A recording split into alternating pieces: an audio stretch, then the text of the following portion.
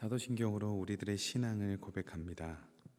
나는 전능하신 아버지 하나님 천지의 창조주를 믿습니다. 나는 그의 유일하신 아들 우리 주 예수 그리스도를 믿습니다. 그는 성령으로 잉태되어 동정녀 마리아에게서 나시고 본디오 빌라도에게 고난을 받아 십자가에 못 박혀 죽으시고 장사된 지 사흘 만에 죽은 자 가운데서 다시 살아나셨으며 하늘에 오르시어 전능하신 아버지 하나님 우편에 앉아 계시다가 거기로부터 살아있는 자와 죽은 자를 심판하러 오십니다. 나는 성령을 믿으며 거룩한 공교회와 성도의 교제와 죄를 용서받는 것과 몸의 부활과 영생을 믿습니다. 아멘. 찬송가 550장, 찬송가 550장 찬양하시겠습니다. 찬송가 550장입니다. 시온의 영광이 빛나는 아침, 어둡던 이 땅이 밝아오네. 슬픔과 애통이 기쁨이 되니 시온의 영광이 비춰오네. 시온의 영광이 빛나는 아침, 매였던 종들이 돌아오네. 오래전 선지자 꿈꾸던 복을 만민이 다 같이 누리겠네. 보아라 광야에 화초가 피고 말랐던 시냇물 흘러오네. 이 산과 저 산이 마주쳐 울려 주 예수 은총을 찬송하네. 땅들아 바다야 많은 섬들아 찬양을 주님께 드리어라. 싸움과 죄악이 가득한 땅에 찬송이 하늘에 사무치. 3절입니다. 보아라 광야에 화초가 피고 말랐던 시냇물 흘러오네. 이 산과 저 산이 마주쳐 울려 주 예수 은총을 찬송하네. 땅들아 바다야 많은 섬들아 찬양을 주님께 드리어라. 싸움과 죄악이 가득한 땅에 찬송이 하늘에 사무치네. 아멘.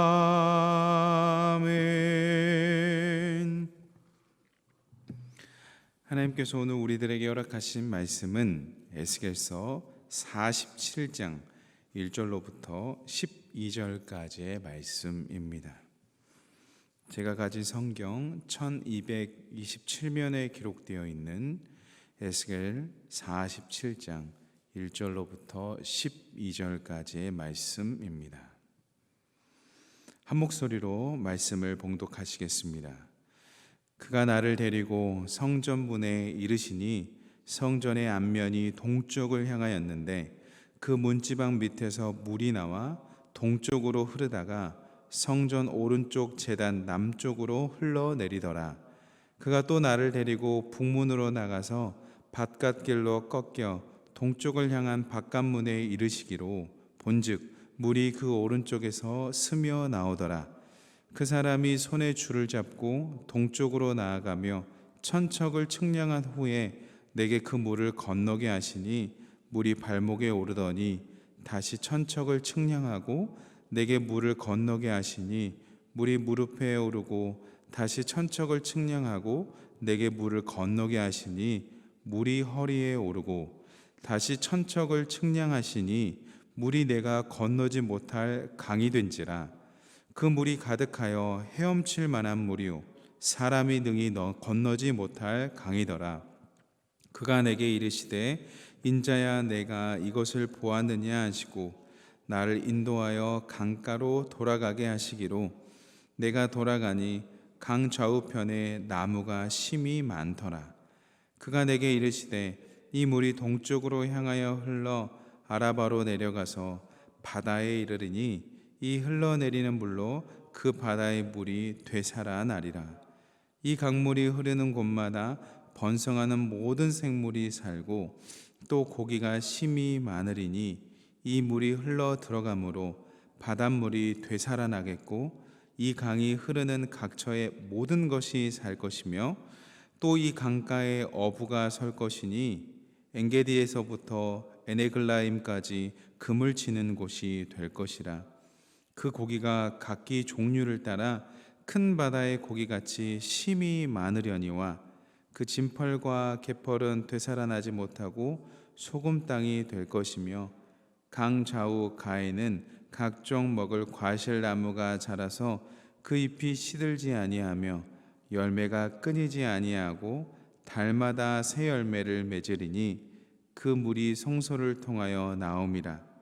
그 열매는 먹을만하고 그 잎사귀는 약 재료가 되리라. 아멘. 오늘도 귀하신 거룩한 성전에서 함께 예배드리는 우리 귀한 성도님들과 웹상에서 함께 예배드리는 하나님의 권속들에게 하나님으로부터 깃드는 은혜와 평강이 있기를 주님의 이름으로 축원합니다. 물은 모든 생물의 근원이 됩니다. 아무리 척박한 땅이라 할지라도 물이 흐르면 생명이 살게 되고 아무리 비옥한 땅이라 할지라도 메마르면 사막이 됩니다. 이처럼 물은 생명과 뗄 수 없는 아주 중요한 요소이죠. 우리들도 마찬가지입니다. 물을 마실 수 있을 때 살 수 있고 물을 마시지 못하면 살 수 없습니다. 오늘 우리들에게 주신 하나님의 말씀은 성전 문지방에서부터 흘러내려오는 에스겔의 환상입니다. 성전에서부터 흘러오는 그 물이 이스라엘을 회복시킬 것이다 라고 말씀합니다. 이 물은 하나님의 은혜와 하나님의 놀라운 생명을 상징하시죠. 하나님은 생명의 하나님입니다. 그렇기 때문에 하나님이 있는 곳에 생명이 있고 하나님이 없는 곳에는 생명이 없습니다. 죽음과 절망이었던 곳에 생명이신 하나님이 거하시면 그곳이 어느 곳이든 다시 살아납니다. 변화되고 치유되고 새롭게 됩니다. 그 놀라운 하나님의 말씀을 오늘 에스겔은 전하고 있습니다. 성전 47장은 성전 문지방 아래에서 물이 흘러 들어오는 장면으로부터 시작됩니다. 어디서부터 물이 나오냐? 성전에서부터 나옵니다. 물은 성전에서부터 나옵니다. 성전은 하나님의 임재가 있는 곳입니다. 즉 생명력은 무엇인가를 살릴 수 있는 그 생명력은 하나님으로부터 나온다는 뜻입니다. 그리고 그 회복의 근원도 하나님에게 있다라는 것이죠. 3절부터 5절의 말씀을 함께 읽어보겠습니다. 그 사람이 손에 줄을 잡고 동쪽으로 나아가며 천척을 측량한 후에 내게 그 물을 건너게 하시니 물이 발목에 오르더니 다시 천척을 측량하고 내게 물을 건너게 하시니 물이 무릎에 오르고 다시 천척을 측량하고 내게 물을 건너게 하시니 물이 허리에 오르고 다시 천척을 측량하시니 물이 내가 건너지 못할 강이 된지라. 그 물이 가득하여 헤엄칠 만한 물이요 사람이 능히 건너지 못할 강이더라. 아멘. 하나님께서 주신 그 은혜가 처음에는 발목, 그리고 무릎, 허리를 지나 사람이 건너지 못할 강까지 차오르는 모습을 보여줍니다. 마치 그림 언어처럼 우리가 그려질 수 있는 것이죠. 여러분, 이처럼 하나님의 은혜는 사람이 감당하지 못할 그런 크신 은혜라는 것을 우리들에게 말하고 있습니다. 하나님을 사랑하고 하나님을 알게 되면요, 처음에는 그 은혜가 발목 정도밖에 안 된다고 생각할 때가 있습니다. 그런데 세월이 지나 하나님을 경험하고 또 잘 되었다가 실패했다가 여러 가지 상황들을 거치다 보면 깨닫게 되는 게 있는데요, 그것은 뭐냐면 우리 자신이 감당하지 못할 정도로 우리를 충만히 채워주시는 그 은혜를 경험하게 됩니다. 감히 설명할 수 없을 정도로 하나님의 은혜가 아니고선 설 수 없다라고 고백을 스스로 할 수밖에 없을 만큼의 차고 넘치는 은혜를 경험하게 되죠. 그 은혜는 이렇게 풍성한 것입니다. 그 풍성한 은혜가 이제 흘러갑니다. 하나님의 은혜의 특징이 있는데요, 하나님께서는 그 은혜를 무조건 흐르게 합니다. 우리가 받은 사랑도 누군가로부터 흘러온 사랑이었고 우리가 그 사랑을 받았다면 우리도 흘려야 되는 것이죠. 이처럼 하나님의 임재도 마찬가지입니다. 흐르던 그 물이 이제는 다른 곳으로 흘러가는데요, 어느 곳으로 흘러가는지 참 재밌습니다. 그것이 흘러가는 곳은 동쪽입니다. 동쪽은 황폐한 땅과 사해로 이어지는 길입니다. 많은 학자들이 사해라고 이야기를 합니다. 죽음의 바다라고 이야기하는 바로 그곳이죠. 하나님의 은혜가 성전으로부터 시작해서 황폐하고 죽은 땅으로 흘러간다는 것입니다. 하나님께서는 절망 가운데 있는 자, 힘들어하고 있는 자, 죽음 가운데 거하는 자를 외면치 않으십니다. 그 놀라운 성전의 임재가 향하는 곳은 죽음이 있는 곳이었습니다. 그 놀라운 사랑이 흐르는 곳은 아픔이 있는 곳이었습니다. 이것을 우리가 알아야 됩니다. 그래서 그 사회까지도 살리시죠. 우리의 상황이 어떠하든, 우리의 상황이 절망의 상황이든, 우리의 상황이 상실의 상황이든, 우리의 지금의 형편이 메마른 땅이든 황폐한 땅이든 상관없이 주님의 은혜가 흐른다면, 주님의 생명이 흐른다면 우리는 살아나게 될 것입니다. 이것이 하나님의 말씀입니다. 주님은 생명이 있는 곳에만 물을 흐르게 하지 않습니다. 이것이 오늘 말씀을 통해서 우리가 살펴볼 수 있는 것이죠. 주님의 은혜가 흐르면 어떻게 되는지 우리가 말씀을 통해 다시 한번 확인해 보겠습니다. 그 말씀이 8절과 9절의 말씀입니다. 8절과 9절의 말씀을 함께 읽겠습니다. 그가 내게 이르시되 이 물이 동쪽으로 향하여 흘러 아라바로 내려가서 바다에 이르리니 이 물이 흘러내리는 물로 그 바다의 물이 되살아나리라.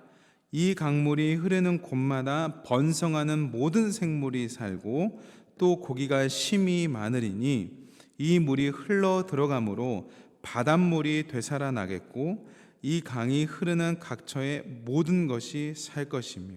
아멘. 죽어 있는 것들이 살아나는 겁니다.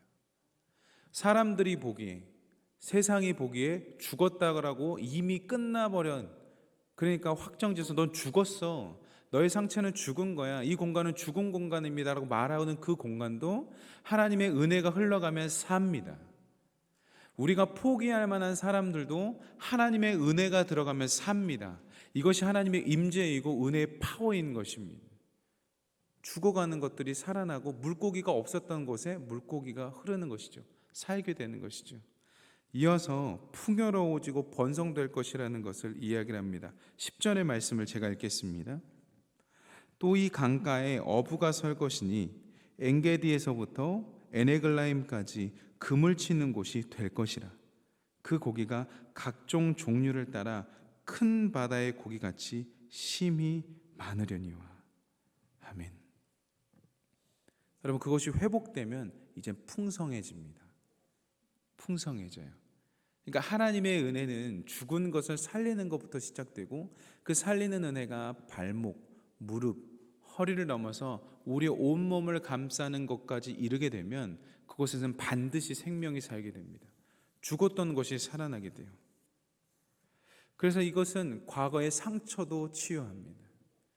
이것은 현재의 절망도 치유합니다.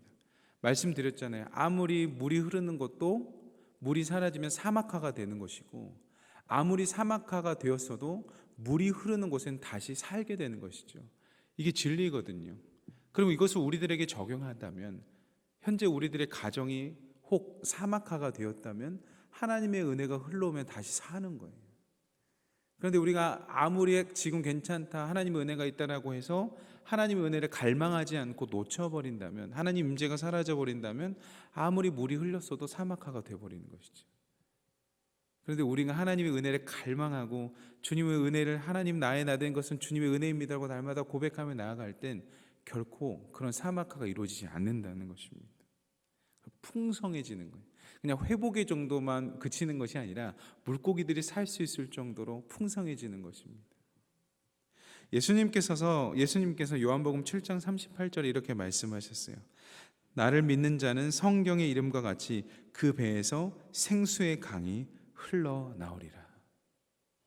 여러분, 이 생수의 강, 우리가 이제는 샘물을 먹어서 사는 정도가 아니라 생수의 강이 흐른다고 이야기를 합니다.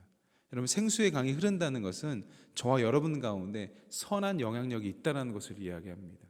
샘물을 마시는 정도면 나 혼자 사는 것인데요, 하나님께서 우리를 통해 생수의 강이 되겠다라고 하는 것은 저와 여러분을 통해서 누군가가 살게 되겠다는 것을 말씀하시는 거예요. 그래서 여러분, 우리가 주님의 은혜를 받아서 살았습니까? 그러면 이젠 그 은혜를 흘려야 됩니다. 어제 목사님께서 치킨집 이야기를 하셨잖아요. 말씀 가운데 흘리는 거예요. 여러분, 은혜도 흘려보내지 않으면 썩습니다. 여러분, 은혜도 흘려보내지 않으면 썩어요. 내가 받은 은혜를 가지고 있다? 사야 되는 겁니다. 썩는 거예요. 은혜도 흘려보내는 거예요. 작은 것일지라도, 내가 가지고 있는 작은 것일지라도 흘려보내면 사는 겁니다. 우리 성도님들 중에서 그런 은혜를 흘려보내는 것을 많이 경험한 적이 있습니다. 되게 작은 것이라고 여겨질지 모르는데 은혜를 베푸시는 거예요. 그게 흘러가는 겁니다. 그때 사는 거예요. 더 풍성해지는 거예요. 그게 요한복음 7장 38절의 말씀입니다. 생수의 강이 되게 하겠다. 우리가 살았잖아요. 그럼 우리도 강이 되는 겁니다. 우리가 가진 것이 흘러갈 때 은혜가 흘러가는 거예요. 에스겔 47장 마지막 부분에 보면요, 성전에서 흘러가는 그 생물의 강물이 강 좌우에 심겨진 나무들에게 어떠한 영향을 미치는지 보게 됩니다. 저는 이 나무들에게 준 영향을 요한복음 7장과 더불어서 저와 여러분들에게 주시는 사명이라고 생각이 되어집니다. 12절의 말씀을 함께 읽겠습니다. 강 좌우가에는 각종 먹을 과실나무가 자라서 그 잎이 시들지 아니하며 열매가 끊이지 아니하고 달마다 새 열매를 맺으니 그 물이 성소를 통하여 나옴이라. 그 열매는 먹을 만하고 그 잎사귀는 약 재료가 되리라. 아멘. 여기에 기록된 나무의 특징이 있어요. 나무는 열매를 맺죠. 과실나무는 열매를 맺는데요, 여기에 특징이 있습니다. 어떤 특징이 있냐? 달마다 열매를 맺는데요. 여러분, 나무가 열매를 1년에 한 번 내잖아요. 수확기가 되면 내지 않습니까? 그런데 말씀 가운데는 달마다 열매를 낸다고 이야기하고 있습니다. 달마다. 하나님의 임재가 있는 곳에는 열매가 나오는데, 열매로 알 수 있는데 그 열매가 달마다 나온다는 거예요. 그러니까 사람이 측량하지 못할 풍성함과 열매가 있다는 것을 이야기를 합니다. 사랑하는 성도 여러분, 저와 여러분이 하나님의 은혜를 매일 공급받는다면 우리는 날마다 달마다 열매를 맺는 귀한 풍성한 인생이 될 줄로 믿으시기 바랍니다. 여러분, 기도하실 때 하나님께서는 나를 열매 맺는, 달마다 열매 맺는 나무로 부르셨음을 믿습니다라고 기도하시는 거예요. 내게 주어진 열매, 달마다 나오는 거예요. 하나님의 은혜가 주어지지 않는 열매들은 1년에 한 번씩 그냥 때에 따라 나올지 모르겠지만 하나님의 은혜가 풍성한 자들은 달마다 나오는 거예요. 측량하지 못할 정도로 나오는 것입니다. 두 번째, 그 나무에서 나오는 잎사귀는 병든 자들을 치유하는 약재가 돼요. 약재가 됩니다. 하나님의 은혜가 풍성한 사람들을 만나면 그 사람을 만나기만 해도 약재가 되는 것처럼 쓰임받는 거예요. 약을 먹어도 낫지 않는 것들이 그 사람을 만나면 마음이 막 시원케 되어서 낫게 되는, 기분이 상쾌해지는 역사가 있게 되는 것입니다. 근데 이 모든 비결은 어디서부터 나오냐? 성전에서부터 흘러나오는 물, 하나님의 임재로부터 시작된다고 마지막에 확신하고 있습니다. 사랑하는 성도 여러분, 주님께서는 오늘도 우리를 생명의 나무로 부르셨음을 믿으시기 바랍니다. 여러분은 생명의 나무십니다. 여러분을 통하여서 많은 이들에게 열매 맺는 그런 귀한 통로로 사용하실 것이고, 여러분의 잎사귀를 통해서 치유하게 하는 그런 놀라운 현장으로 부르실 것입니다. 오늘도 그 놀라운 주님의 은혜의 강가, 성전으로부터 흘러나오는 그 하나님의 생명의 물, 그 가운데 푹 거하여서 사랑을 흘려보내고 생명을 흘려보내는 저와 여러분 되기를 주님의 이름으로 축원합니다. 기도하겠습니다. 사랑과 은혜가 풍성하신 하나님 아버지, 오늘도 생명의 말씀으로 우리를 깨우시고 죽음과 같은 삶의 자리에서 소망을 품게 하심을 감사드립니다. 성전에서 흘러나오는 생명의 강물이 황폐한 땅과 죽음의 땅을 살려내듯 주님의 은혜가 오늘 우리의 메마른 심령을 적시고 상처받은 삶을 새롭게 하여 주시옵소서. 우리가 종종 사해와 같은 삶을 살 때가 있습니다. 받은 은혜를 가슴에만 묻어두고 흘려보내지 않아 썩어가는 우리의 모습을 용서하여 주옵소서. 이제는 주님의 은혜가 우리를 통해 흘러가게 하시고 죽어가는 세상을 살리며 황폐한 땅을 옥토로 변화시키는 도구가 되게 하여 주옵소서. 주님, 우리의 삶이 강가에 심긴 나무와 같이 끊임없이 열매를 맺게 하여 주옵소서. 주님, 우리는 주님께서 세우신 생명나무입니다. 그 열매가 가족과 이웃에게 기쁨과 풍성함을 나누는 양식이 되게 하여 주옵소서. 우리의 말과 행동이 병든 자를 치유하고 상처받은 자들을 회복시키는 도구가 되게 하여 주옵소서. 주님, 우리는 우리의 힘으로 이유를 감당할 수 없사오니 성소에서 흘러나오는 하나님의 물로 생명력으로 우리를 채우시고 날마다 은혜로 새롭게 하여 주옵소서. 하나님, 세상이 절망 가운데 허덕이고 있습니다. 그러나 우리는 말씀을 통해 깨닫습니다. 주님의 강물이 닿는 곳마다 생명이 살아날 줄 믿습니다. 새 희망이 솟아날 줄 믿습니다. 이 땅의 어두움과 절망 속에서도 주님의 은혜와 강물이 흐르게 하여 주시고 우리가 그 통로가 되게 하여 주옵소서. 우리의 삶을 통해 하나님의 놀라운 치유와 회복이 가정과 교회와 일터와 사회로 흘러가게 하여 주옵소서. 주님, 지금도 이 시간에도 우리를 생명의 나무로 부르심을 믿습니다. 우리의 작은 믿음과 약한 손길을 주님께 올려드리오니 주님 은혜로 사용하여 주시옵소서. 끊임없이 열매 맺게 하시고 치유와 회복의 잎사귀를 나누며 주님의 영광을 나타내는 귀한 삶을 살게 하여 주옵소서. 주님, 박태원 목사님을 위해서 기도합니다. 하나님께서 우리 귀한 박태원 목사님 붙드셔 말씀과 귀한 사역 가운데 성령의 능력을 더하여 주시옵소서. 영육 간의 강건함을 더하여 주시옵소서. 목사님께서 선포하시는 말씀과 기도를 통하여서 교회와 성도들이 하나님의 사랑을 더욱 깊이 경험하게 하여 주옵소서. 주님께서 주시는 힘과 능력과 지혜로 말씀을 연구하시고 묵상하실 때 깊은 영적 통찰력을 허락하여 주시옵소서. 설교를 선포하시며 나아갈 때 성령의 기름 부으심이 귀한 교회 가운데 충만케 임하게 하여 주옵소서. 주님, 목사님의 가정을 축복합니다. 사모님과 귀한 자녀들에게 위로와 평강을 부어 주시옵소서. 놀라운 선한 인도함을 맛보게 하여 주시옵소서. 화목과 기쁨이 넘치는 가정 되게 하여 주옵소서.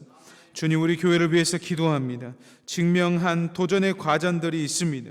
주님, 도와주시옵소서. 우리를 긍휼히 여겨 주시옵소서. 우리들에게 선한 길로 인도하여 주시옵소서. 우리들이 놓인 어려움을 통해 기도하며 헤쳐나갈 때 힘이 모아지게 하시고 기도하는 시간 되게 하여 주시옵소서.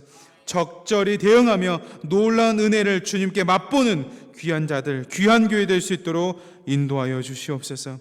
주님, 다음 세대를 위해서 기도합니다. 우리 귀한 자녀들이 창조주 하나님을 믿는 믿음을 갖게 하여 주시옵소서. 세상의 유혹과 거짓된 가치관에 흔들리는 것이 아니라 제대로 된 정체성을 가지고 살아갈 수 있도록 인도하여 주시옵소서.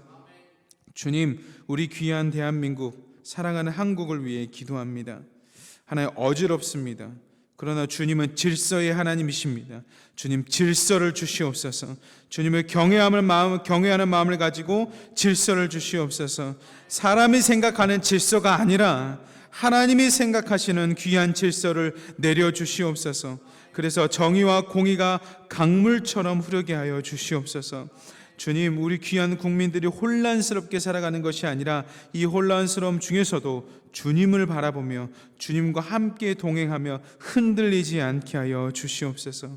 주님, 이곳에 나와 기도하는 성도님들을 위해 기도합니다. 주님, 기도에는 능력이 있습니다. 기도는 결코 떨어지지 않습니다. 기도는 보관되고 기도는 결국 하나님께서 들어 쓰시는 통로가 될 줄로 믿습니다. 하나님, 이 새벽에도 가정을 위하여, 일터를 위하여, 상황을 위하여 기도하는 우리 귀한 성도님들의 기도를 들어주시옵소서. 주님, 들어주시옵소서. 놀랍게 응답하여 주시옵소서. 때마다 하나님께서 주신 은혜로 말미암아 그 기도가 이루어지는 것을 보게 하여 주시옵소서. 그래서 우리가 먹든지 마시든지 무엇을 위하여 하든지 하나님의 영광을 위하여 하는 귀한 하나님의 백성들 다 되도록 붙들어 주시옵소서. 하나님, 오늘도 우리들을 통해서 하나님의 역사를 이루실 줄 믿습니다. 하나님, 우리의 말과 행동이 주님 보시기에, 주님 연락받으시기에 합당한 행동, 말 되게 하여 주옵소서. 오늘도 우리를 통해 역사하시기를 원하시는, 우리를 생명나무로 부르신 그리스도이신 예수님의 이름으로 기도드립니다. 아멘. 각자의 자리에서 기도하시겠습니다.